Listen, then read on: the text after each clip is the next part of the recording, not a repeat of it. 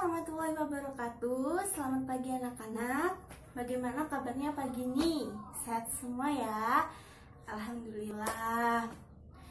Masih pagi nih, harus semangat dan usahakan, niatkan menuntut ilmu kali ini dengan ibadah ya. Karena kita tahu juga bahwa bulan ini merupakan bulan suci Ramadan dan kita harus banyak-banyak berlomba-lomba untuk mencari kebaikan yang bernilai ibadah. Nah, salah satunya dengan menuntut ilmu ini, niatkan sebagai ibadah, seperti itu ya.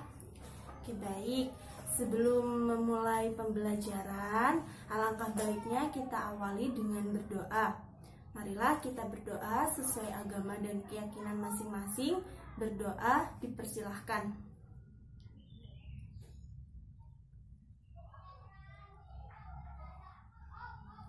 Dapat diakhiri. Oke, masuk semua hari ini? Masuk semua ya. Ibu absen satu-satu dulu ya. Iza, Yogi. Wah, ini Yogi semangat sekali nih. Rofa, Dina, Ibad. Oke, lengkap semua ya anak ibu. Sepertinya semangat sekali nih belajar pagi ini ya. Baik.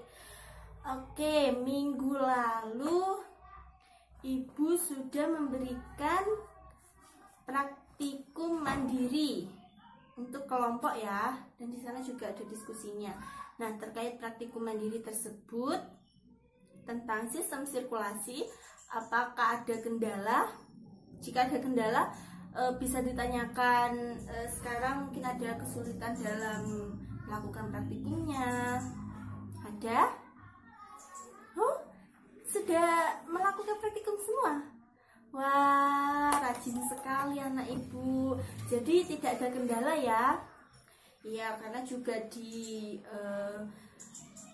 workshopnya itu langkah kerjanya sudah jelas ya, cukup jelas. Oke. Berarti ini semua kelompok apa sebagian yang sudah melakukan? Oh, semua kelompok sudah ya? Oke, jadi sudah mendapat hasil dong? Ya, berarti bisa ya ibu tanya ya? Oke. Berdasarkan hasil praktikum tersebut, kira-kira apa ada perbedaan nih antara denyut nadi orang yang sedang beristirahat dengan orang yang setelah melakukan beraktivitas, setelah melakukan aktivitas? Ada? Lebih cepat yang mana? Oh ya, betul sekali. Jadi denyut nadi itu akan lebih cepat ketika kita telah melakukan aktivitas seperti itu ya, dan itu menjadi salah satu faktor. Nah, ini pertanyaan diskusinya sudah dijawab semua? Belum? Nah, nanti di pertanyaan diskusi itu ada salah satu pertanyaan, kenapa setelah melakukan aktivitas denyut nadi itu menjadi lebih cepat. Nah, pertanyaannya demikian ya. Nanti bisa kalian cari-cari dulu kenapa kiranya setelah melakukan aktivitas denyut nadi kita menjadi lebih cepat gitu. Nanti 2 minggu lagi akan kita bahas bersama ya. Kalian coba cari-cari dulu nanti dari referensi di buku, di artikel, atau lebih baiknya di jurnal gitu ya. Oke, baik. Tidak ada yang ditanyakan terkait praktikum mandiri tentang sistem sirkulasi kemarin? Tidak ada ya. Oke, jika tidak ada, kita lanjutkan pembelajaran kali ini mengenai bab, ya benar sekali, mengenai bab reproduksi, sistem reproduksi. Sudah membaca semua tadi malam? Sudah ya, baik. Ibu percaya anak ibu ini rajin-rajin, pintar-pintar. Oke, amin. Oke, marilah kita mulai ya pembelajarannya. Baik, jadi Seperti yang sudah Ibu sampaikan minggu lalu, kita kali ini akan membahas mengenai sistem reproduksi. Nah, di sini ada beberapa topik bahasan, tapi yang akan kita bahas di pertemuan kali ini hanya 3 topik bahasan saja. Yang secara umum dulu, yaitu organ reproduksi pada pria, organ reproduksi pada wanita, dan bagaimana proses gametogenesis. Nah, untuk 3 topik bahasan selanjutnya terkait siklus menstruasi, fertilisasi, kelainan, dan juga teknologi reproduksi bantu akan kita bahas di pertemuan yang akan datang. Seperti itu ya. Nah, adapun tujuan pembelajaran kita kali ini yaitu siswa dapat mengetahui organ-organ reproduksi, baik itu organ reproduksi wanita maupun organ reproduksi pria. Dan juga selain mengetahui, juga siswa diharapkan mampu mengetahui fungsi dari masing-masing organ tersebut, baik pada wanita dan juga pada pria. Serta yang terakhir, siswa dapat mengetahui bagaimana sih proses gametogenesis itu, gitu ya. Oke, baik. Jadi pokok bahasan kita kali ini yaitu sistem reproduksi ya.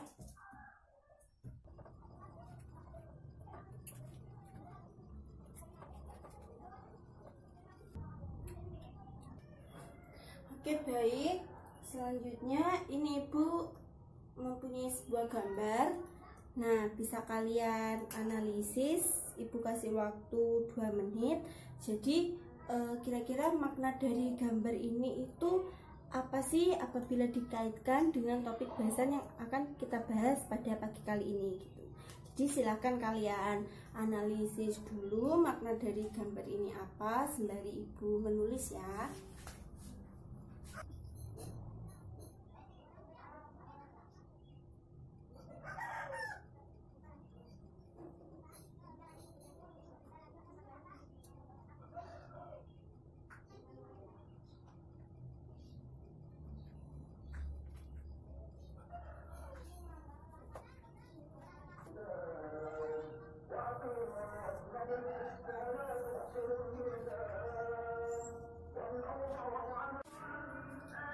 Oke, baik. Apakah sudah ada yang menemukan bagaimana makna dari gambar ini apabila dikaitkan dengan pembelajaran yang akan kita pelajari? Ada yang ingin menyampaikan pendapatnya? Ya, Iza? Ikannya beranak, Bu. Lalu ada lagi? Ya? Ya, jadi ada yang mengatakan ikannya beranak, Bu. Ikannya melanjutkan keturunan, Bu. Ikannya menerapkan sistem reproduksi, Bu. Gitu ya. Ya, jadi tidak ada yang salah.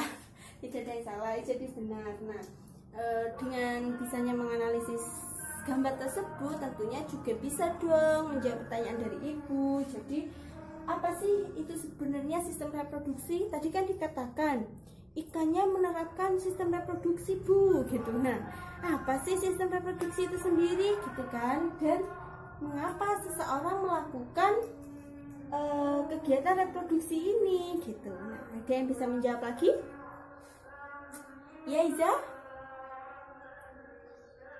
Iya, jadi benar sekali ya yang dikatakan teman kalian, bahwasanya sistem reproduksi di sana merupakan kemampuan makhluk hidup untuk berkembang biak. Nah, tujuannya untuk apa, Bu? Ya tentunya untuk mempertahankan jenisnya gitu, untuk memperoleh keturunan. Nah, dengan diperolehnya keturunan itu, maka akan mempertahankan jenis dari organisme tersebut. Seperti itu ya, bisa dipahami? Oke, baik. Jika sudah mengetahui apa itu sistem reproduksi, marilah kita masuk pada organ-organ pada sistem reproduksi pria. Yang pertama ya. Nah, di sana ada organ reproduksi dan juga ada saluran reproduksi gitu. Nah, untuk organ reproduksinya itu sendiri pada pria dan wanita itu umumnya ada 2, ada organ reproduksi luar dan juga ada organ reproduksi dalam. Nah, organ reproduksi luar ini merupakan organ reproduksi yang bisa dilihat oleh mata gitu, yang bisa terlihat gitu ya. Sedangkan organ reproduksi dalam itu yang berada di dalam tubuh kita gitu. Oke, baik, kita lanjutkan ya. Nah, ini bisa dilihat di PPT Ibu dan juga bisa dilihat di papan tulis ya. Tapi yang di papan tulis sepertinya mungkin kalau kurang jelas, kalian bisa lihat di PPT Ibu saja ya. Karena sama saja sih sebenarnya. Nah, yang pertama organ reproduksi. Nah, kan tadi Ibu sudah jelaskan nih, ada organ reproduksi luar dan ada organ reproduksi dalam. Nah, kira-kira apa saja sih organ reproduksi luar pada reproduksi laki-laki? Ayo, yang laki-laki kalau tidak tahu kebangetan ini. Gimana? Ya benar, di sana ada, kok testis? Ya ayo, masa testis itu namanya apa? Iya, penis, bukan testis ya. Ya, selain penis masih ada satu lagi. Apa kira-kira? Oh, karena adan kita jeda terlebih dahulu ya. Kita lanjutkan setelah adan. Bisa kalian cari apa saja yang termasuk organ reproduksi laki-laki, organ reproduksi luar dan organ reproduksi dalam gitu ya. Baik, kita lanjutkan setelah adan. Oke, baik, karena adanya sudah selesai, bisa kita lanjutkan lagi. Nah, tadi disebutkan oleh teman kalian, oleh Yogi, bahwa organ reproduksi luar pada sistem reproduksi laki-laki itu salah satunya ada penis, bukan testis ya, penis. Nah, salah ucap ya, iya maklum, berpuasa gitu ya, kurang fokus.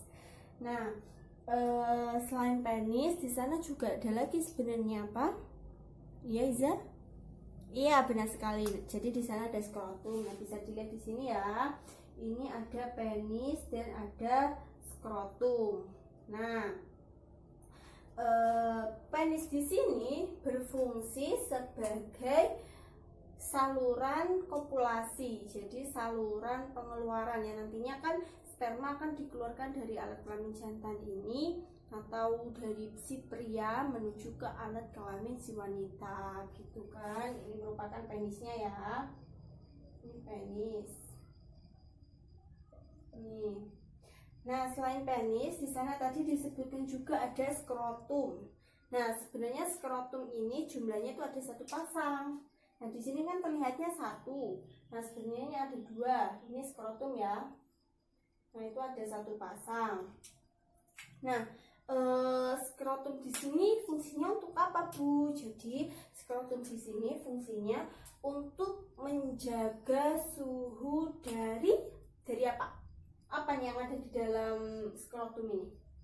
Ya, benar sekali, testis ya. Jadi skrotum di sini berfungsi untuk menjaga suhu dari testis gitu.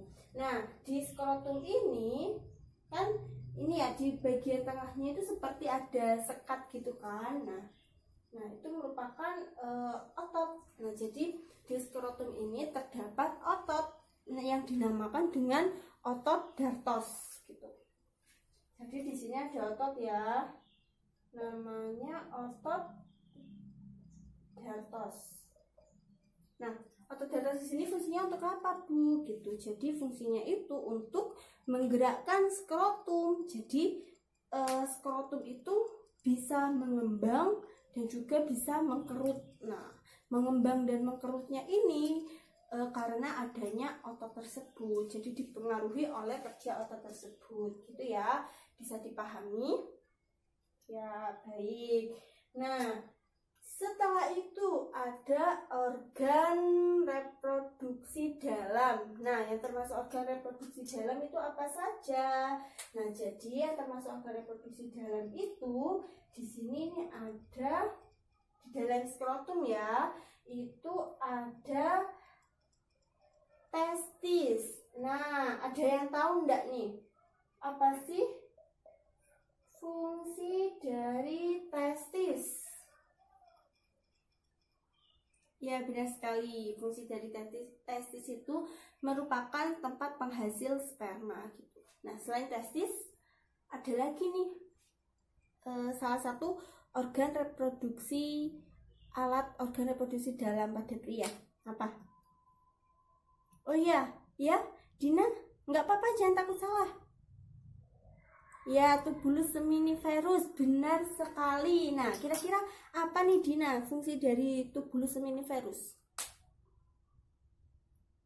Ya benar, jadi tubulus seminiferus ini merupakan tempat penghasil spermanya. Ya, ada pertanyaan? Loh Bu, tadi kok katanya testis Bu yang menghasilkan sperma, ini kok tubulus seminiferus gitu. Ya, jadi Intan ini selalu kritis ya, nggak apa-apa, Ibu suka pertanyaannya bagus. Nah, jadi di dalam testis, nah apabila testis ini dipotong melintang, nah seperti ini ya, tunggu, ini sepertinya, nah ini bisa dilihat di PPT Ibu. Nah, di dalam testis itu apabila diambil satu bagian dari sini, ini kan gini ya. Apabila diambil satu bagian, diperbesar, nah di sana itu ada tubulus seminiferus. Nah, di tubulus seminiferus inilah sperma itu diproduksi gitu. Jadi tempat memproduksinya itu di tubulus seminiferus gitu, yang berada di dalam testis gitu. Bisa dipahami ya? Oke, sudah jelas? Oke, baik. Kita lanjutkan. Selain organ reproduksi dalam, luar sudah, dalam sudah. Nah, selanjutnya di sana juga ada saluran reproduksi nih. Nah, saluran reproduksi itu apa saja, Bu? Nah, yang pertama, di sana ada yang dinamakan epididymis. Nah, di mana letak epididymis? Nah, letak epididymis itu berada di sini. Nah, ini ya bisa dilihat di gambar. Berada di belakang testis gitu ya, berada di belakang testis. Nah, fungsi dari epididymis itu untuk apa? Ya, jadi benar sekali. Jadi fungsi dari epididymis ini yaitu untuk penyimpanan sementara dari sperma tersebut sebelum dikeluarkan gitu. Dan juga di sana merupakan tempat pematangan sperma seperti itu ya. Nah, setelah epididymis ada apa lagi di sana? Ini ada saluran yang panjang, dinamakan apa? Ya, jadi ini dinamakan saluran vas deferens. Nah, saluran vas deferens ini merupakan saluran panjang yang nantinya akan membawa sperma dari epididymis menuju ke vesikula seminalis gitu. Nah, setelah vas deferens ada apa lagi Bu salurannya? Nah, jadi di sini ya. Ini ada yang namanya uretra. Nah, bisa dilihat juga di sini ya. Ini uretra. Uretra itu merupakan saluran yang langsung berhubungan dengan penis gitu. Fungsinya nanti meneruskan sperma itu dari vesikula seminalis menuju ke penis yang nantinya untuk dikeluarkan gitu atau diejakulasikan seperti itu ya. Nah, selain saluran sebenarnya di sistem reproduksi pria ini juga ada kelenjar-kelenjar reproduksi. Nah, kelenjar reproduksinya itu ada yang namanya ini vesikula seminalis tadi, dan juga ada kelenjar Cowper itu ya, kalau kalian baca. Satunya lagi kelenjar apa? Ya, benar sekali. Jadi ada kelenjar Cowper, ada kelenjar prostat. Nah, di sana sebenarnya sama sih, dari ketiganya itu untuk ini sebagai penghasil air maninya atau cairan semennya. Bukan semen ya, bacanya semen. Gimana? Iya, semen. Jadi bukan semen ya, semen gitu. Dan juga di sana ada penambahan ini sih, apa seperti protein yang nantinya juga sebagai pergerakan sperma seperti itu. Bisa dipahami dari organ reproduksi laki-laki. Oke, tidak ada masalah ya. Kalau tidak ada masalah, baik kita lanjutkan pada organ reproduksi wanita. Nah, pada organ reproduksi wanita ini sama seperti laki-laki tadi. Nah, di sana itu ada organ reproduksi luar dan juga ada organ reproduksi dalam. Nah, apa saja, Bu? Nah, jadi organ reproduksi luar itu yang bisa kita lihat, yang tampak. Ini yang Ibu gambarkan organ reproduksi dalamnya ya. Nah, jadi seperti ini kurang lebihnya ya. Terus spidol hitam Ibu habis bagian biru aja ya.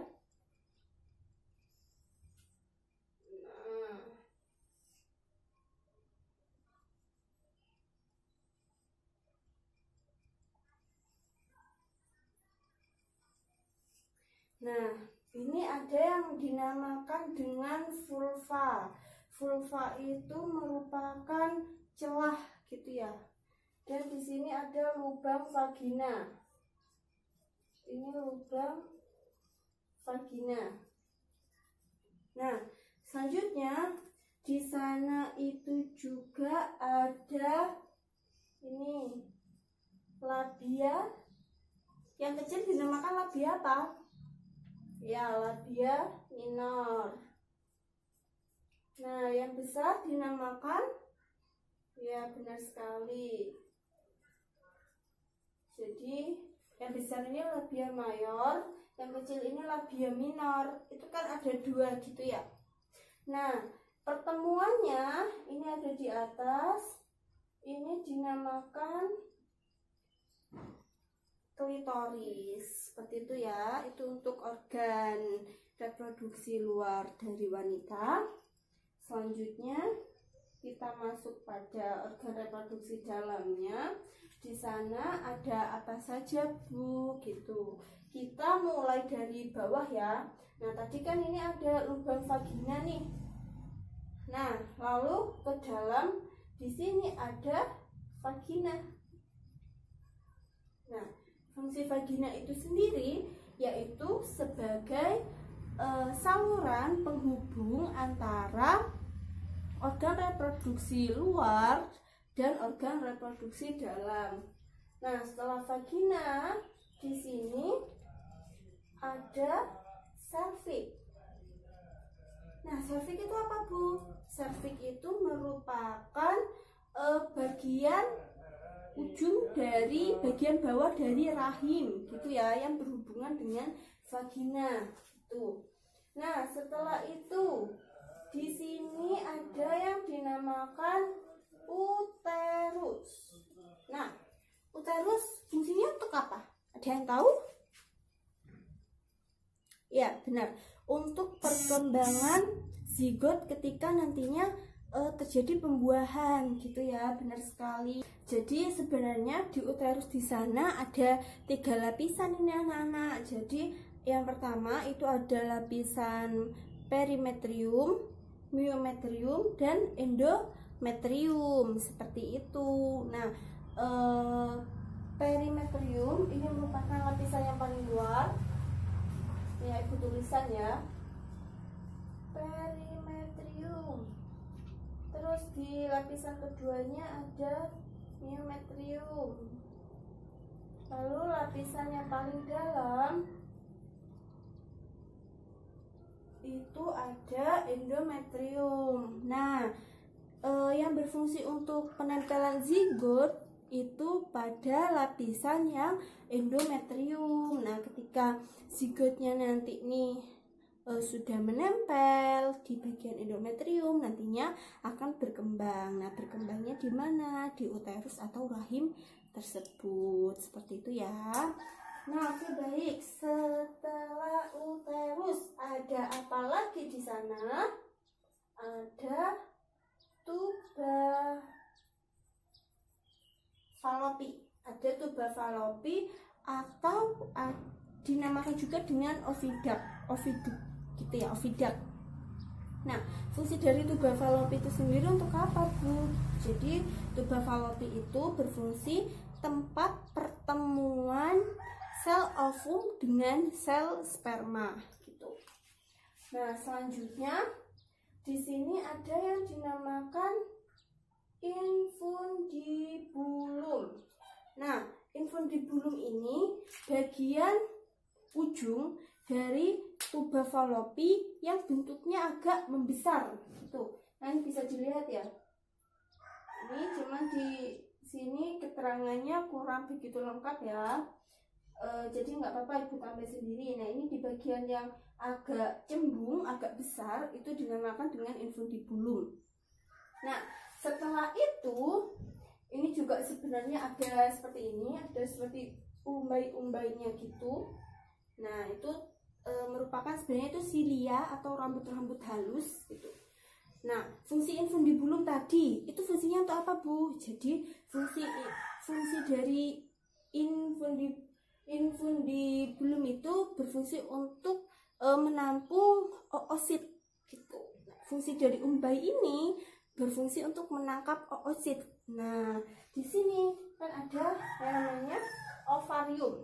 Ovarium itu merupakan penghasil ovum, benar sekali. Jadi apabila diurutkan ya, ketika ada terjadi pematangan oosit. Nah, tadi kan ovarium nih. Ovarium menghasilkan ovum. Nah, ovumnya ini nanti ketika sudah matang keluar dari ovarium akan ditangkap oleh umbai-umbai tadi. Umbai-umbai itu kan berupa silia ya, yang berambut halus. Nah, akan ditangkap. Setelah ditangkap, itu akan dikumpulkan di infundibulum tadi. Nah, setelah di infundibulum akan diteruskan menuju ke tuba Fallopi. Nah, dari infundibulum diteruskan ke tuba Fallopi. Nah, apabila di tuba Fallopi ini terjadi pembuahan, nah nantinya akan terjadi peleburan nih antara ovum dengan sel sperma. Ya benar. Nah, setelah itu ketika ada pembuahan kan terbentuk zigot nih. Nantinya di uterus ini akan menempel pada bagian endometrium tadi. Nah, ketika tidak terjadi pembuahan, Bu, ya maka nantinya akan luruh bersama dinding rahim itu sendiri gitu. Bisa dipahami ya? Oke, baik. Kita sudah mempelajari organ reproduksi pada laki-laki, pada pria, dan juga sudah mempelajari organ reproduksi pada wanita. Nah, selanjutnya untuk pokok bahasanya terakhir yaitu gametogenesis. Nah, sebenarnya apa sih, Bu, itu gametogenesis? Ada yang tahu? Iya, Rofa? Ya, jadi benar sekali. Gametogenesis itu merupakan proses pembentukan gamet. Nah, Ibu tanya nih, gamet ini sama dengan sel kelamin ya. Nah, gamet pada pria ini apa? Dan gamet pada wanita ini apa? Loh, masih bingung? Hasil dari ini apa? Nah, oke, baik, kita bahas aja ya. Jadi, gametogenesis ini merupakan kan proses pembentukan gamet. Nah, pada pria itu dinamakan spermatogenesis dan pada wanita itu dinamakan oogenesis. Nah, jadi yang dimaksud gamet di sini itu merupakan sel kelamin. Sel kelamin jantan ini apa, Nana? Sperma. Dan sel kelamin betina ini merupakan ovum, seperti itu. Jadi gamet jantan ini sperma dan gamet betina ini ovum gitu. Nah, jadi bagaimana, Bu, proses pembentukannya? Nah, kita awali dari yang pria dulu ya. Nah, jadi pada pria tadi dinamakan apa? Ya benar, jadi dinamakan spermatogenesis. Nah, prosesnya itu bagaimana, Bu? Jadi diawali dengan spermatogonium yang berkromosom 2N gitu ya. Nah, spermatogonium pada laki-laki ini itu bisa dihasilkan kapan saja. Maksudnya di sini tidak ada batasan usia gitu. Meskipun usianya sudah tua, itu masih tetap bisa menghasilkan sel sperma ini, bisa melakukan gametogenesis ini gitu. Nah, ini dimulainya sejak laki-laki itu menginjak atau memasuki masa pubertas atau akil balik gitu ya. Oke, jadi spermatogonium di sini itu mengalami mitosis. Nah, mitosis, karena mitosis jadi jumlah anakannya, jumlah kromosom anakannya kan sama seperti induknya. Jadi yang semula 2N itu tetap 2N. Nah, di sini ini ada satu yang nantinya akan berdiferensiasi dan satunya lagi ini menjadi stem atau cadangan. Nah, yang satu kan nanti akan berdiferensiasi sampai di tahap akhir hingga membentuk sperma. Nah, yang satunya lagi itu akan digunakan akan menjadi spermatogonium lagi gitu. Nah, gitu seterusnya. Yang satu akan menjadi spermatogonium, yang satu akan berdiferensiasi. Nanti dari spermatogonium itu mengalami mitosis lagi, itu yang satu akan berdiferensiasi lagi, yang satu nanti akan jadi spermatogonium lagi. Gitu seterusnya ya. Nah, ini tadi kan anakan yang berkromosom 2N akan berdiferensiasi. Nah, berdiferensiasi dari spermatogonium menjadi apa, Bu? Ini namanya spermatosit.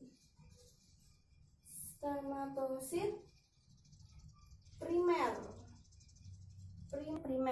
Nah, nantinya spermatosit primer ini akan mengalami meiosis. Menjadi spermatosit sekunder. Nah, karena pembelahannya sudah meiosis, membentuk 2 sel anakan. Nah, kromosom dari masing-masing sel anakannya ini berkromosom N gitu ya, semula 2N. Nah, di sini menjadi N gitu ya. Nah, dari spermatosit sekunder ini akan mengalami meiosis lagi, meiosis 2. Ini ya, meiosis 2.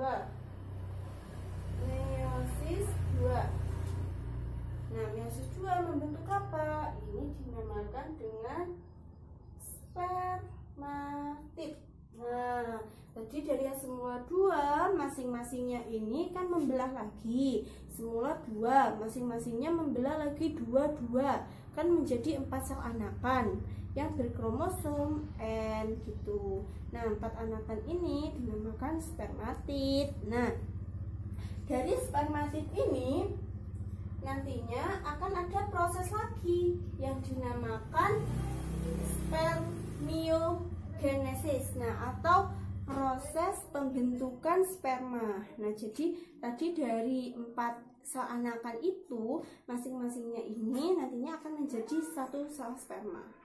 Jadi dalam satu siklus atau satu tahap spermatogenesis ini akan dihasilkan berapa sperma? Kalau dihasilkan berapa spermatozoa? Ya, jadi benar sekali akan dihasilkan 4 spermatozoa ya. Ini sel sperma. Gitu ya.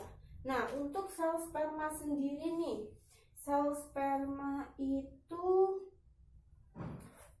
terdiri dari 3 bagian ya, sperma. Sperma itu terdiri dari ini. Aduh, mohon maaf.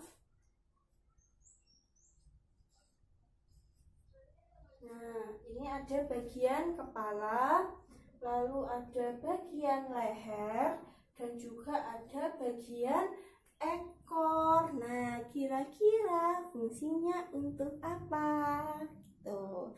Nah, kepala sperma ini fungsinya untuk apa?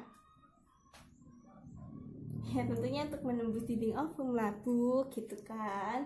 Nah, jadi bagian sperma itu ada kepala, leher, dan juga ekor gitu.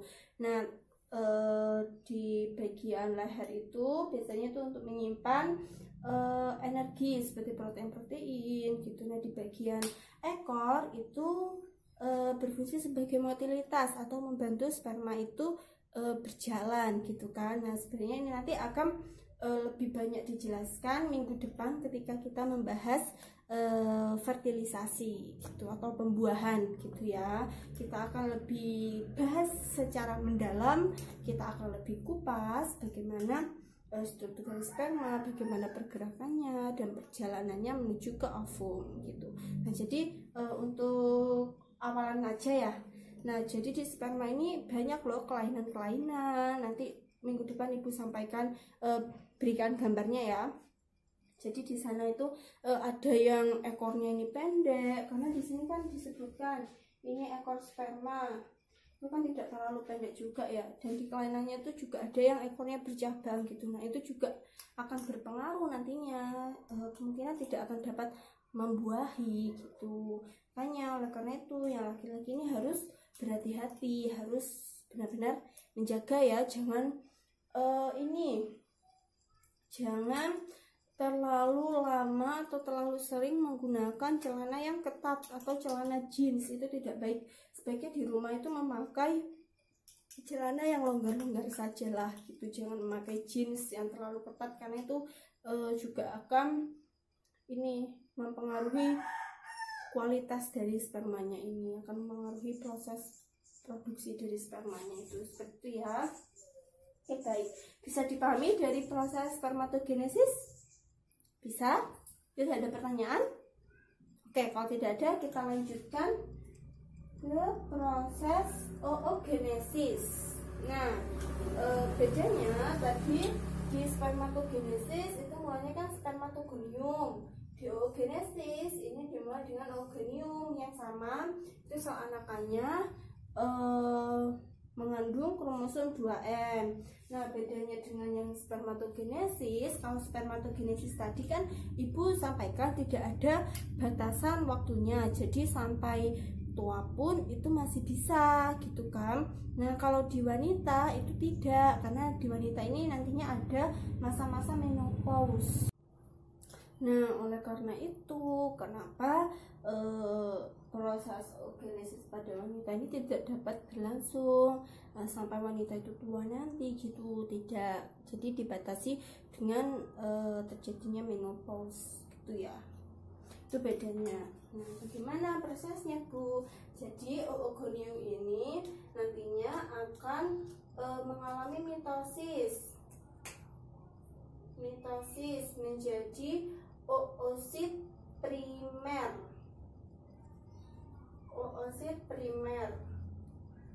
Nah, oosit primer di sana akan mengalami, ini ya bisa dilihat di PPT Ibu juga. Nah, oosit primer itu nantinya akan mengalami meiosis. Meiosis yang pertama, karena meiosis nantinya kan akan dihasilkan 2 sel anakan nih. Nah, dari meiosis ini nanti akan dihasilkan 2 anakan yang berkromosom N. Nah, yang ini dinamakan oosit sekunder, dan yang satu ini ada kecil, jadi yang satu itu besar, oosit sekunder, yang satu itu kecil. Nah, kecilnya dinamakan apa Bu? Badan polar gitu. Nah, dari oosit sekunder ini nanti juga akan mengalami meiosis atau pembelahan, meiosis 2 menjadi 2 sel anakan lagi ya yang berkromosom M. Nah, ini baru nanti akan terbentuk ovum, dan yang satunya akan membentuk badan polar lagi. Nah, pada proses spermatogenesis kan hasil dari keseluruhannya kan dihasilkan 4 sel kelamin, 4 gamet. Nah, untuk yang di oogenesis itu hanya 1 sel kelamin ovum saja gitu. Jadi yang 3 ini menjadi seperti cadangan badan polar gitu, yang melindungi 1 sel tersebut, yang melindungi ovum. Seperti itu ya, bisa dipahami. Oke, dari proses spermatogenesis dan oogenesis apa ada yang ingin ditanyakan? Tidak ada? Sudah paham semua ya? Oke, baik, jika sudah paham semua, itu menandakan anak-anak sudah paham materinya, sudah mengerti gitu kan. Gantian nih Ibu yang ingin bertanya gitu ya. Oke, dari proses spermatogenesis dan oogenesis. Nah, perbedaannya gini, karena ini jumlah muridnya ada 5, Ibu kasih pertanyaan satu-satu ya. Oke, dari perbedaan keduanya. Yang pertama, Iza, apa perbedaan yang pertama mengenai tempat pembentukannya? Iya benar. Jadi tempat pembentukan sperma itu tadi di testis, tepatnya di tubulus seminiferus. Sedangkan tempat pembentukan ovum ada di ovarium. Pintar sekali. Lalu yang kedua mengenai hasilnya sel yang fungsional tadi. Di proses spermatogenesis ada berapa sel fungsional dan di oogenesis ada berapa sel fungsional? Coba siapa? Ya Dina. Ya benar. Jadi di proses spermatogenesis itu ada 4 sel fungsional anakan yang dihasilkan, sedangkan di oogenesis hanya 1 sel fungsional saja, yaitu ovum, gitu ya. Oke, perbedaan ketiga mengenai prosesnya, berlangsungnya, dibatasi atau tidaknya. Coba Yogi. Ya benar sekali, spermatogenesis dapat berlangsung terus-menerus, sedangkan untuk oogenesis tidak dapat berlangsung terus-menerus, dibatasi ya tadi ya, sampai masa menopause gitu. Yang keempat, ukurannya. Nah, bagaimana Intan? Iya, benar sekali. Nah, mengenai ukurannya, ini pada spermatogenesis tadi ukurannya sama ya, sampai membentuk sperma ya. Sedangkan di oogenesis ini beda, seperti yang Ibu sebutkan tadi, ada yang besar dan ada yang kecil. Nah, yang kecil ini merupakan apa tadi? Ya benar sekali, yang kecil ini merupakan badan polar ya. Ya benar sekali. Dan yang terakhir ini apa ya? Yang terakhir ya, jumlah waktunya aja deh. Dimulainya ketika kapan? Jika yang spermatogenesis, Ibat. Yang terakhir, waktunya gimana?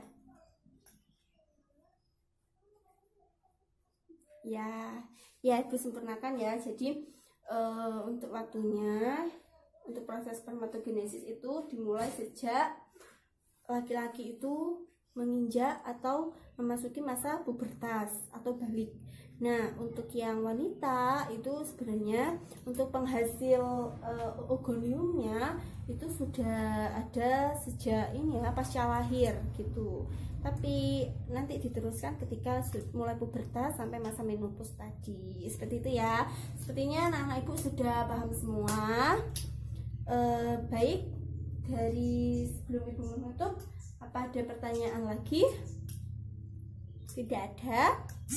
Oke, jadi kesimpulannya organ reproduksi pada wanita dan pria itu ada organ reproduksi dalam, ada organ reproduksi luar, yang mana di sana itu juga berperan dalam pembentukan kelamin jantan itu ada sperma, dan sel kelamin betina itu ada sel ovum.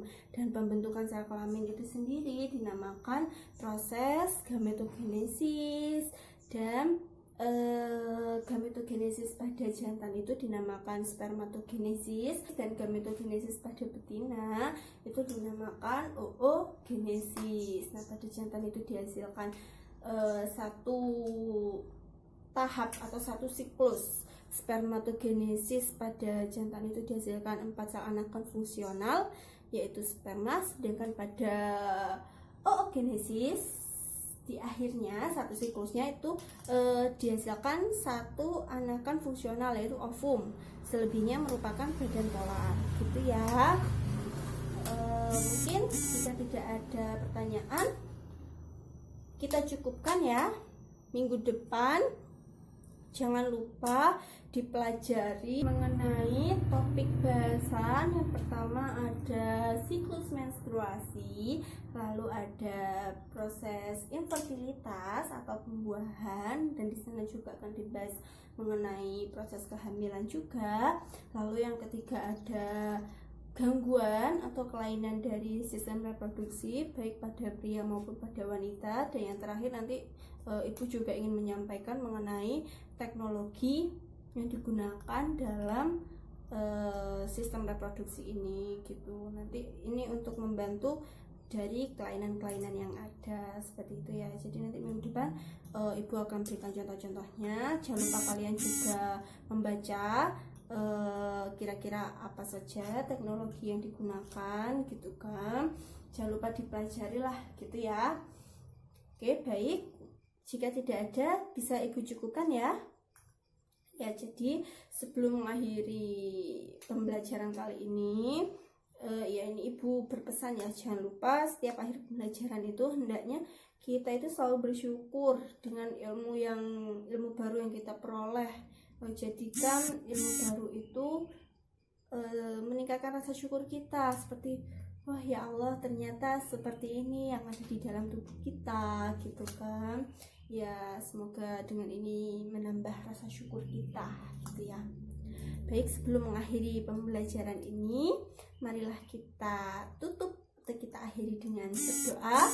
Semoga ilmu yang kita pelajari di pagi sampai siang ini sangat bermanfaat untuk kita ke depannya gitu. Dan kita harus ini ya, memetik syukur dari apa yang kita pelajari ini gitu ya. Marilah kita akhiri dengan berdoa sesuai agama dan keyakinan masing-masing. Berdoa dipersilahkan.